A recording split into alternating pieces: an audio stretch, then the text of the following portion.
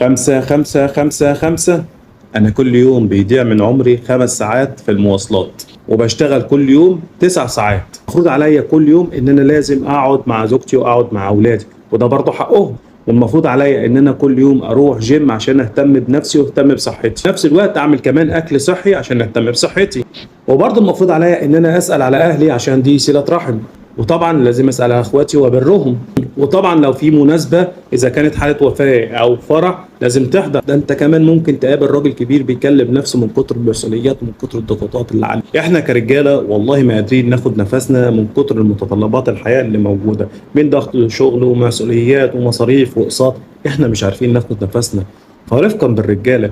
الرجالة النهاردة لو مقصرة بيبقى غصب عنها. الرجالة طلعان ميتين أهلها في الشغل وفي المواصلات وملتزمات الحياة. ارحموا الناس. فلما نقصر، حسوا بينا ان الموضوع غصب عننا. احنا مش بنشتغل من الساعة 8 للساعة 3 زي ما اهالينا كانوا بيشتغلوا. لا، دلوقتي احنا مطلوب مننا نطلع بدري قبل ميعاد الشغل بساعتين 3، ونرجع بعد الشغل بعدها بساعتين 3. مطالبين ان احنا نوفق ده كله.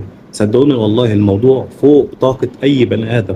فالراجل بيطلع عين اهله. فتحية لكل راجل لسه واقف على رجله وبيجاهد في الحياة. انت مش لوحدك، احنا كتير قوي. فرفقا بالرجال.